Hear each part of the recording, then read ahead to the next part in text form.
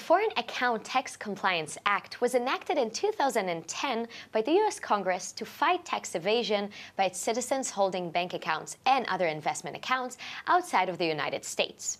How does these legislations affect citizens resident in Israel that are FATCA compliant? Catherine Lapidot, Senior Financial Planner from Pioneer Wealth Management. Hello. Hi, Ronnie. Good morning. It's nice to speak with you. It's nice to speak with you. Yes. To answer your question, FATCA, Foreign Account Tax Compliance Act, went into effect in 2010, went into law in 2010 and went into effect on the 1st of July 2014. Everyone today must be tax compliant. This is the law. Okay. The name of the game today is full disclosure. No one is saying you have to pay tax. We just have to know where your assets are. So Americans resident in Israel need to report on their taxes today if they have accounts in Israel or any other place in the world, because Americans are taxed on their worldwide assets. So should I leave my money in the U.S. or should I transfer it to Israel? FATCA doesn't dictate to the customer where he has to keep his money. You can leave it in Israel, you can leave it in America.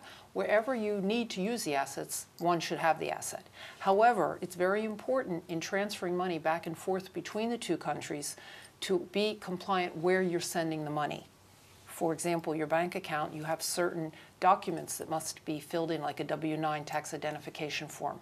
The bank must be aware that this money is legally entitled to be brought to the country.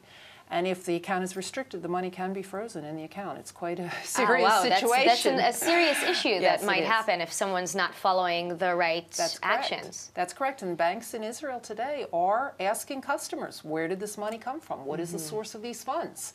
And it can be very serious if you're in need of the money and suddenly you find your account is frozen. And that is happening. I've had clients come to me and I've referred them to a tax accountant, tax lawyer. I am neither an accountant or a lawyer. I'm a simply money manager. But I know the laws, and our clients are compliant with those And you know laws. how to manage the money once something is happening to it. Yes, I'm duly licensed. I'm licensed in the United States under the Financial Regulatory Authority, and I'm licensed in Israel under the Israel Securities Authority.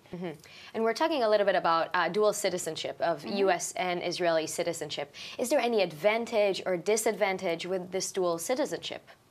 Most of my American clients in Israel have taken dual citizenship. Okay. There's a very important reason. It's tax benefits. For a new ola in Israel, new immigrant, for the first 3.5 years, you have tax benefits for locally sourced income, and for 10 years on your foreign sourced investment income.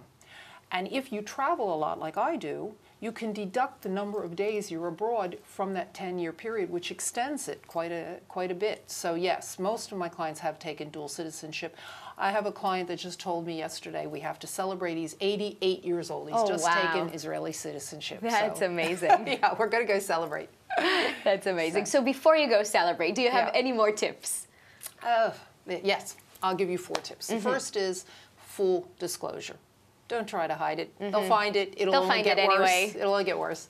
That's the first. The second thing is try not to operate an online trading account from a computer based in Israel when you open the account in America, because the IP code identifies where the computer is based. Right. And many U.S. trading platforms don't allow if you are operating the account from abroad. That's the second. Third is, please don't use an address of a friend or family member based in America when you live in Israel. Again, the account compliance officers check these things in the institution. If they find that you've used a false address, it'll just create problems in the future. And last but not least, be careful as an American living in Israel where you invest the money. Foreign mutual funds have double taxation and double accounting fees. So I recommend for my clients, please stay away from foreign mutual funds. Stick with U.S. mutual funds if you want to invest in those type of instruments. And there are my 4 tips. All right. Fantastic. Catherine Lapidot, thank you so much. Thank you, Ronnie. It was great.